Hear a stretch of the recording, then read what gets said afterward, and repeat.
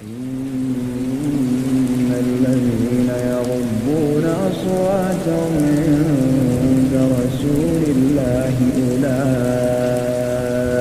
الذين امتحن الله قلوبهم للتقوى. أعوذ بالله من الشيطان الرجيم. بسم الله الرحمن الرحيم. يا أيها الذين آمنوا لا تقدموا بين يدي الله ورسوله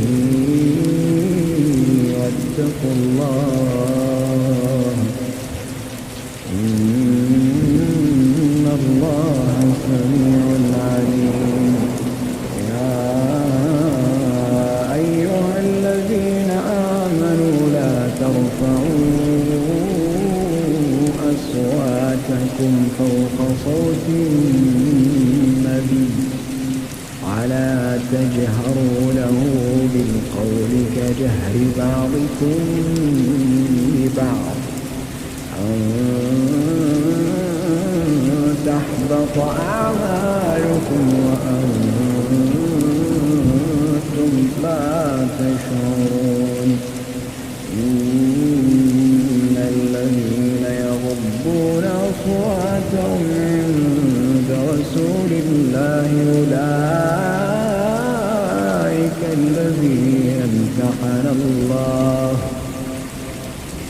إن الذين يغضون أصواتهم عند رسول الله أولئك الذين امتحن الله قلوبهم للتقوى لهم مغفرة وأجر عظيم. إن الذين ينادونك من وراء الحجرات أكثرهم لا يعقلون. ولو أنهم صبروا حتى تخرج إليهم لكان خيرا لهم والله غفور رحيم. يا أيها الذين آمنوا إن جاءكم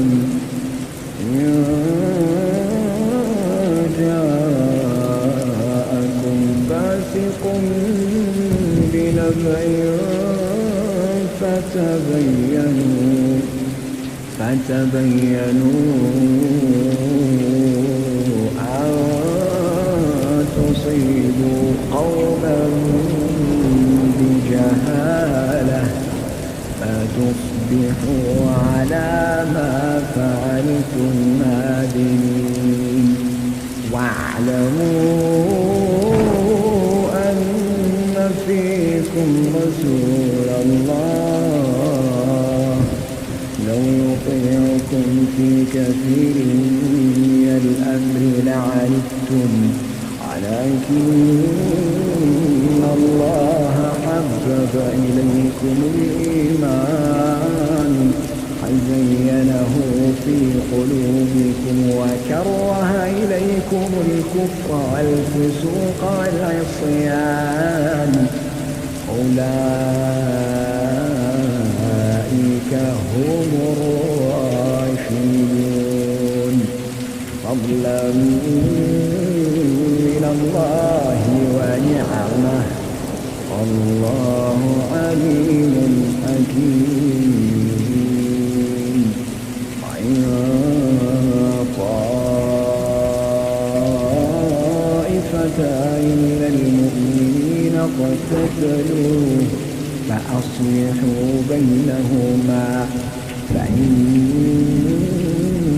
بغت إحداهما على الأخرى فقاتلوا التي تبغي حتى تفيء إلى أمر الله حتى تفيء إلى أمر الله فإن فاءت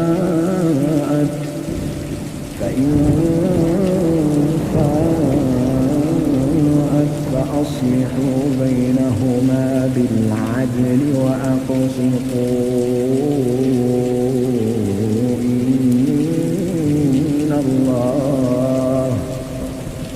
إن الله يحب المقسطين إنما المؤمنون إخوة فأصلحوا بين أخويكم واتقوا الله لعلكم ترحمون يا أيها الذين آمنوا لا يسخر قوم من قوم عسى أن يكونوا خيرا منهم على نساء من نساء عسى أن يكون خيرا منهم ولا تلمزوا أنفسكم ولا تنابزوا بالألقاب بئس الاسم الفسوق بعد الإيمان ومن لم يتب فأولئك هم الظالمون يا أيها الذين آمنوا اجتنبوا كثيرا من الظن إن بعض الظن إثم ولا تجسسوا ولا يغتب بعضكم بعضا أيحب أحدكم أن يأكل لحم أخيه ميتا فكرهتموه واتقوا الله إن الله تواب رحيم يا أيها الناس إنا خلقناكم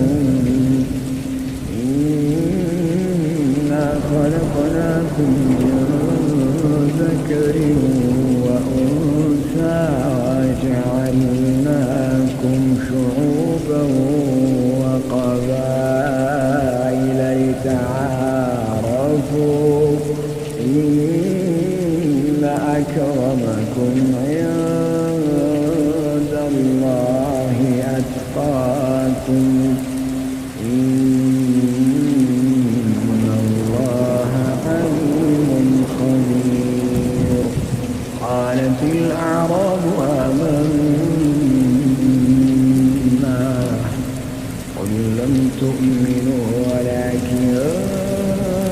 قولوا أسلمنا ولما يدخل الإيمان في قلوبكم وإن تطيعوا الله ورسوله لا يلدكم من أعمالكم شيئا إن الله غفور رحيم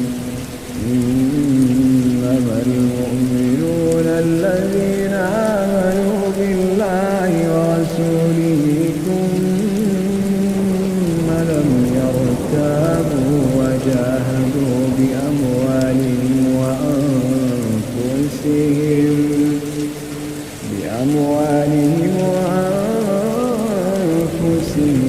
في سبيل الله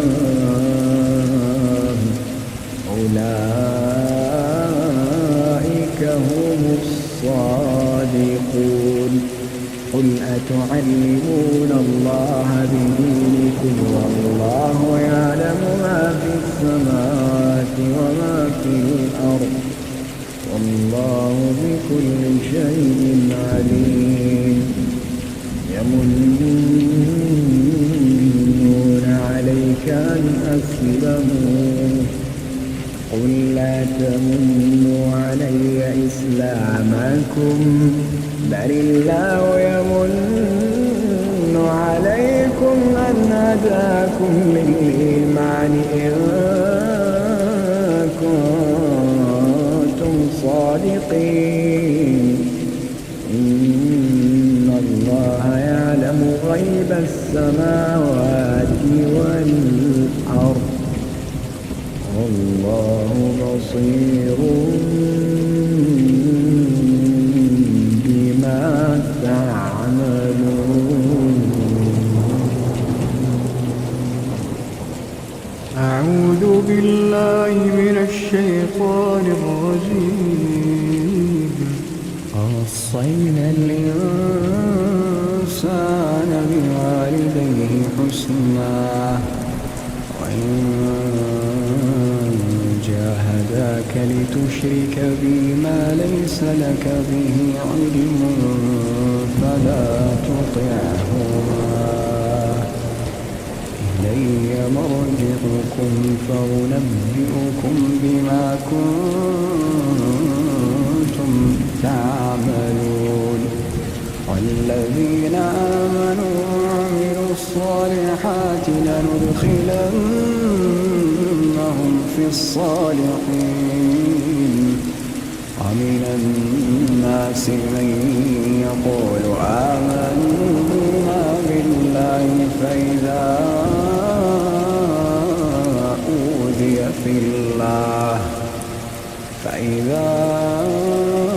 أوذي في الله جعل فتنة الناس كعذاب الله ولئن جاء نصر من ربك ليقولن إنا كنا معكم أوليس الله بأعلم بما في صدور العالمين وليعلمن الله الذين آمنوا وليعلمن المنافقين وقال الذين كفروا للذين آمنوا اتبعوا سبيلنا ولنحمل خطاياكم وما هم بحاملين من خطاياهم من شيء إنهم لكاذبون وليحملن أثقالهم وأثقالا مع أثقالهم وليسألن يوم القيامة عما كانوا يفترون ولقد أرسلنا نوحا إلى قومه فلبث فيهم 1000 سنة إلا 50 عاما فأخذهم الطوفان وهم ظالمون فأنجيناه وأصحاب السفينة وجعلناها آية للعالمين وإبراهيم إذ قال لقومه اعبدوا الله واتقوا ذلكم خير لكم إن كنتم تعلمون إنما تعبدون من دون الله أوثانا وتخلقون إفكا إن الذين تعبدون من دون الله لا يملكون فابتغوا عند الله الرزق واعبدوه واشكروا له إليه ترجعون وإن تكذبوا فقد كذب من قبلكم وما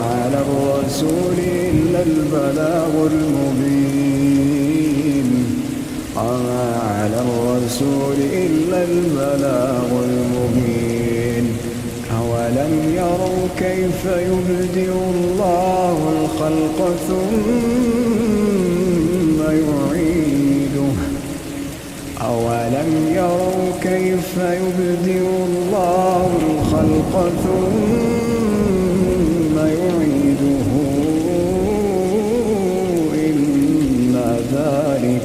إن ذلك على الله يسير قل سيروا في الأرض فانظروا كيف بدأ الخلق ثم الله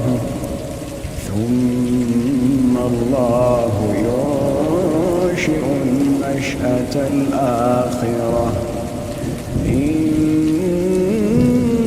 الله على كل شيء قدير يعذب من يشاء ويرحم من يشاء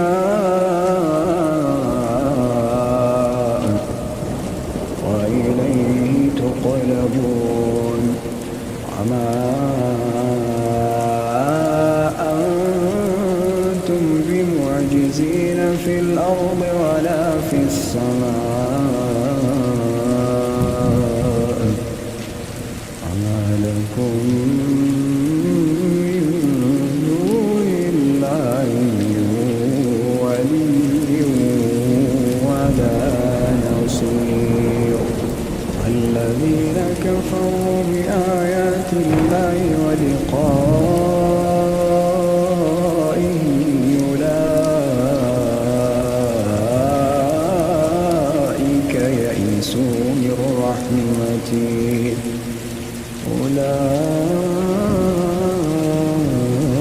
أولئك يئسوا من رحمتي وأولئك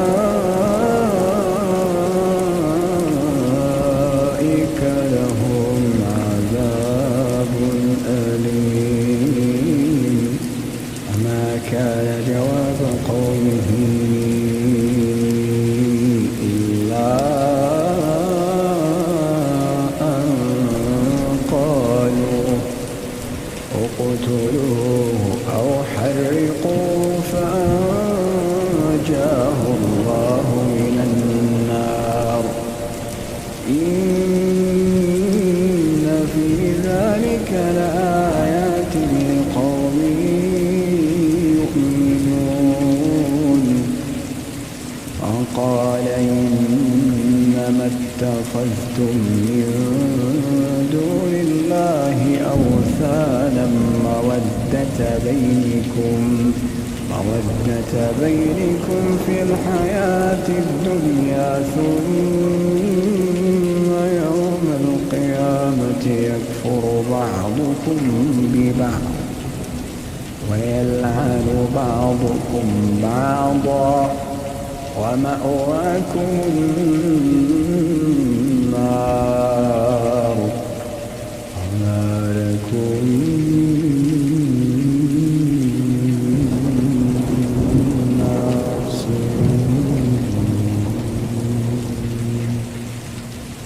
فآمن له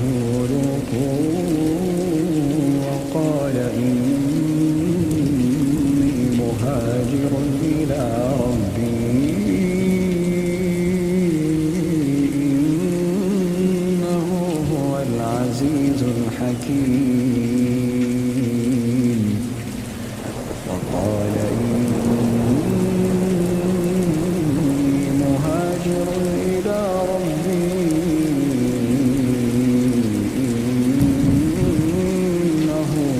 العزيز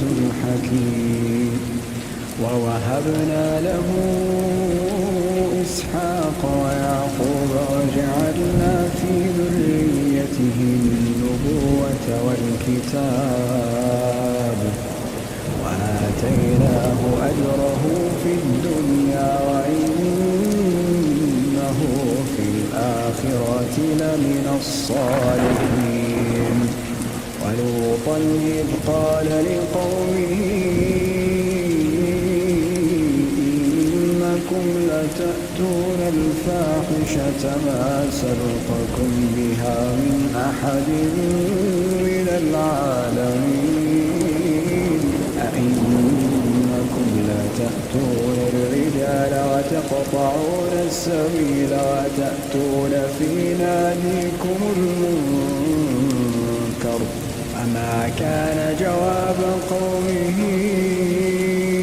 إلا أن قالوا ائتنا بعذاب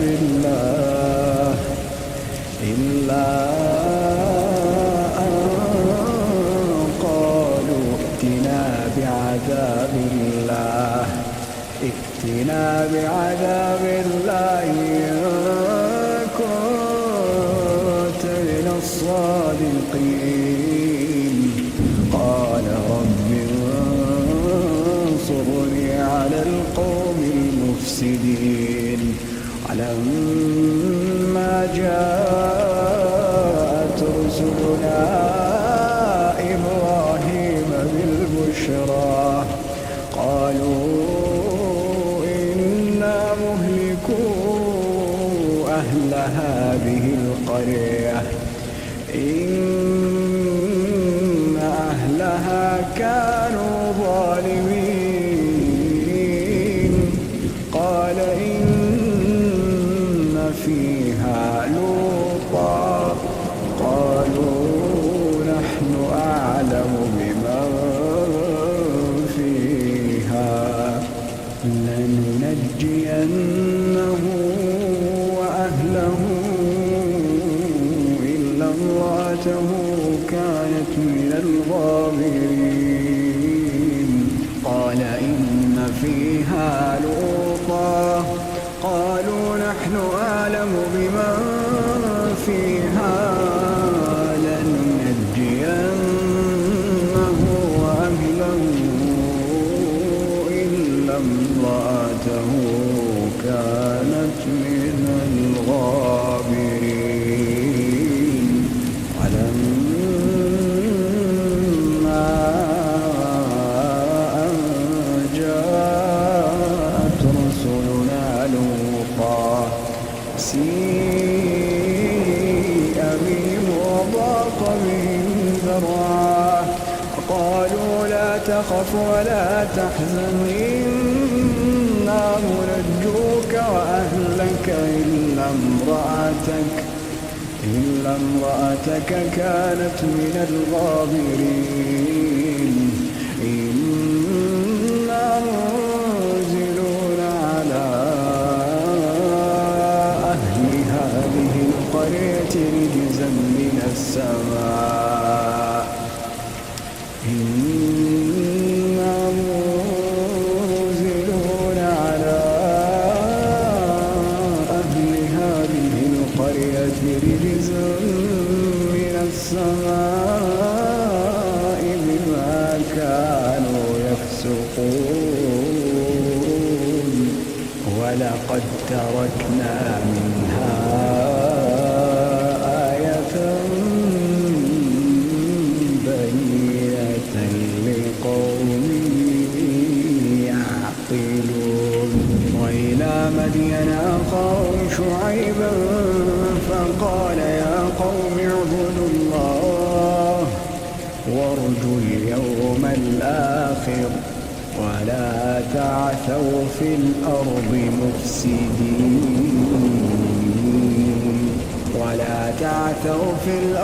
مفسدين فكذبوا فأخذتهم الرجفة فأصبحوا في دارهم جاثمين فكذبوا فأخذتهم الرجفة فأصبحوا في دارهم جاثمين وعادا وثمود وقد تبين لكم من مساكنهم وزين لهم الشيطان أعمالهم فصدهم عن السبيل وكانوا مستبصرين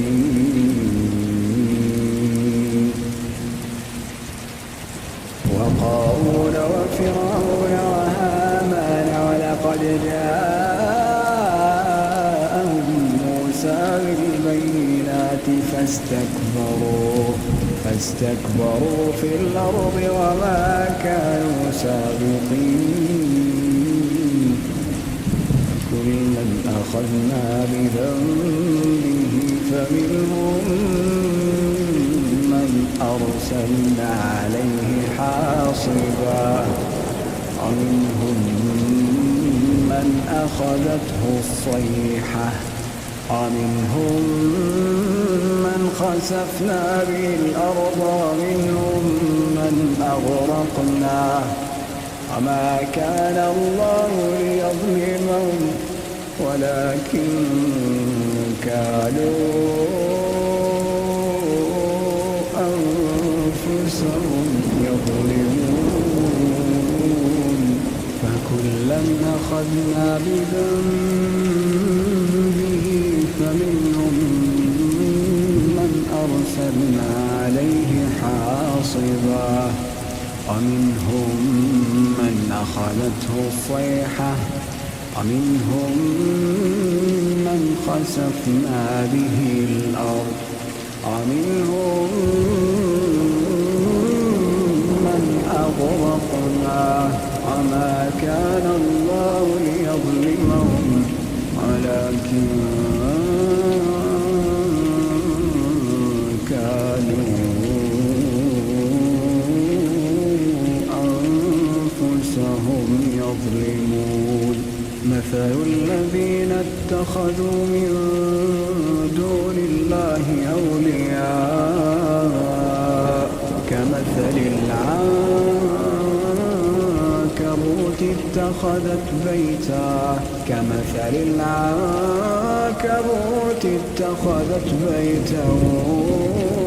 وإن أوهن البيوت لبيت العنكبوت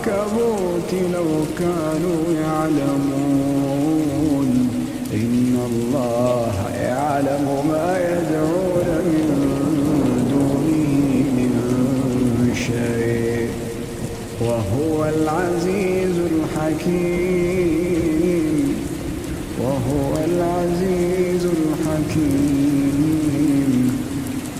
وتلك الأمثال نضربها للناس وما يعقلها إلا العالمون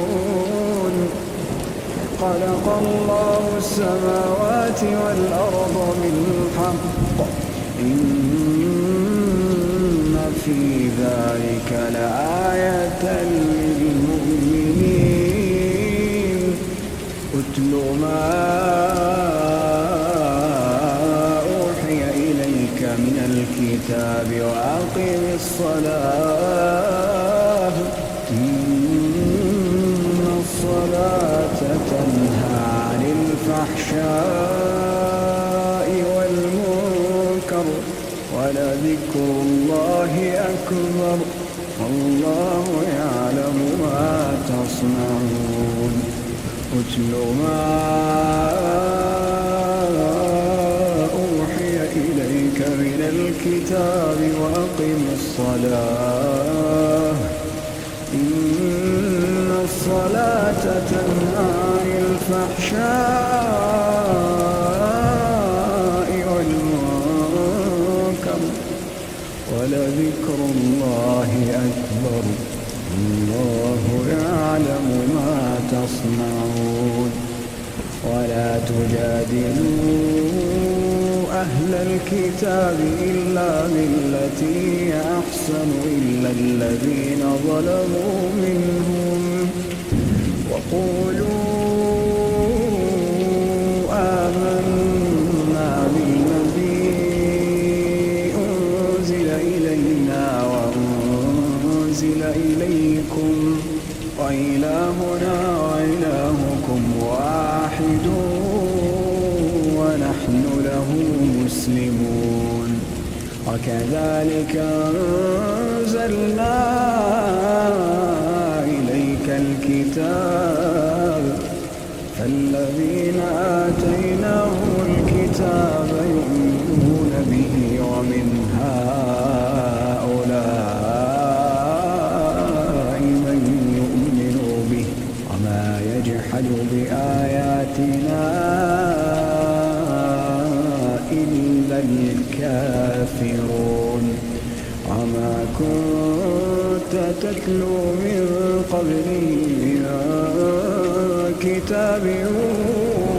ولا تخطه بيمينك إذا لارتاب المبطلون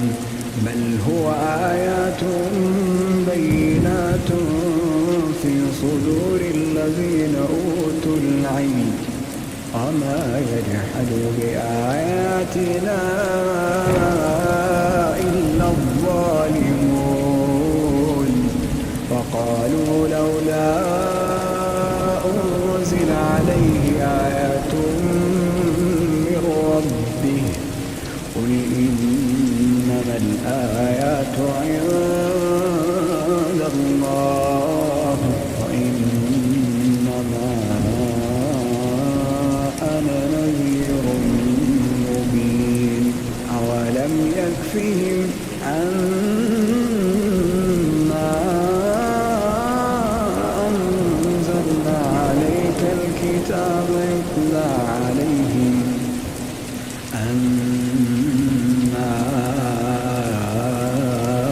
أنزلنا عليك الكتاب يتلى عليهم إن في ذلك لرحمة وذكرى لقوم يؤمنون قل كفى بالله بيني وبينكم شهيدا قل كفى بالله بيني وبينكم شهيدا يعلم ما في السماوات والأرض والذين آمنوا بالباطل وكفروا بالله أولئك هم الخاسرون ويستعجلونك بالعذاب ولولا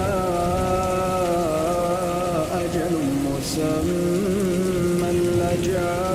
لجاءهم العذاب وليأتينهم بغتة وهم لا يشعرون يستعجلونك بالعذاب وإن جهنم لمحيطة بالكافرين يوم يغشاهم العذاب من فوقهم ومن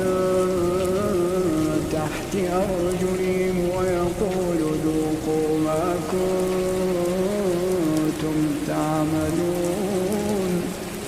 يا عبادي الذين آمنوا إن أرضي واسعة فإياي فاعبدون كل نفس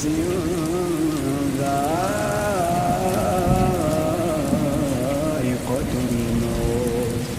كل نفس ذائقة الموت ثم إلينا ترجعون والذين آمنوا وعملوا الصالحات لنبوئنهم من الجنة غرفا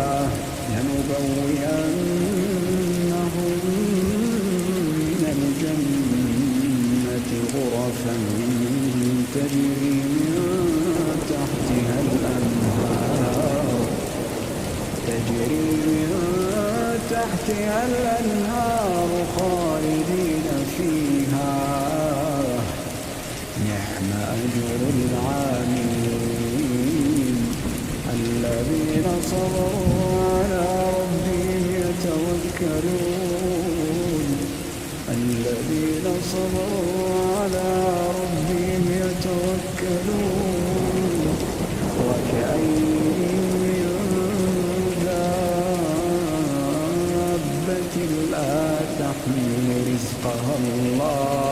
لا تحمل رزقها الله يرزقها وإياكم وهو السميع العليم ولئن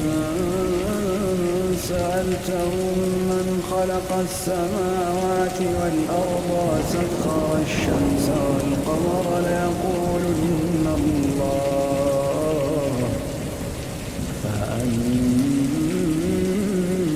يؤفكون الله يبسط الرزق لمن يشاء من عباده ويقدر له إن الله بكل شيء عليم إن الله بكل شيء عليم ولئن سألتهم من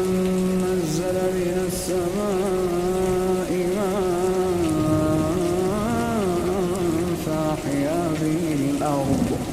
فأحيا به الأرض من بعد موتها ولئن سألتهم من نزل من السماء ماء فأحيا به الأرض من بعد موتها ليقولن الله قل الحمد لله بل أكثرهم لا يعقلون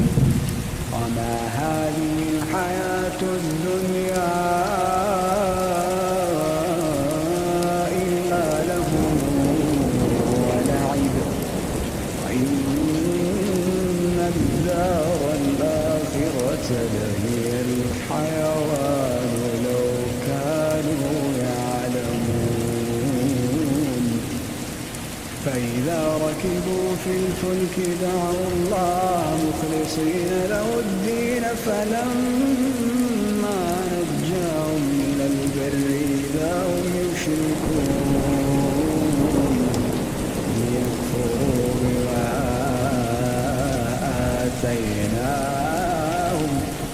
وليتمتعوا فسوف يعلمون أولم يروا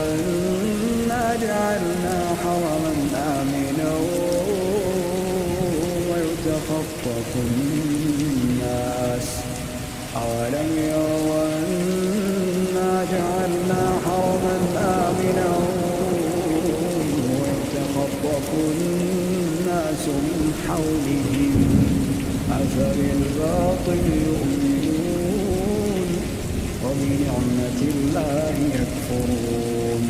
ومن أظلم ممن افترى على الله كذبا أو كذب بالحق لما جاءه أليس في جهنم مثوى للكافرين والذين جاهدوا فينا لنهدينهم سبلنا وإن الله لمع المحسنين والعاديات ضبحا فالموريات قدحا فالمغيرات صبحا فأثرن به نقعا فوسطن به جمعا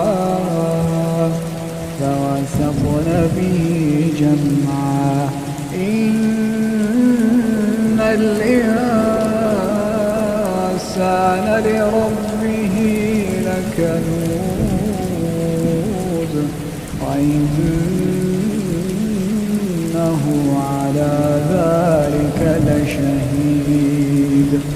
وإنه لحب الخير لشديد أفلا يعلم إذا بعثر ما في القبور أفلا يعلم إذا بعثر ما في القبور وحصل ما في الصدور إن ربهم بهم يومئذ لخبير من عمل صالحا من ذكر أو أنثى وهو مؤمن فلنحيينه حياة طيبة ولنجزينهم أجرهم بأحسن ما كانوا يعملون فإذا قرأت القرآن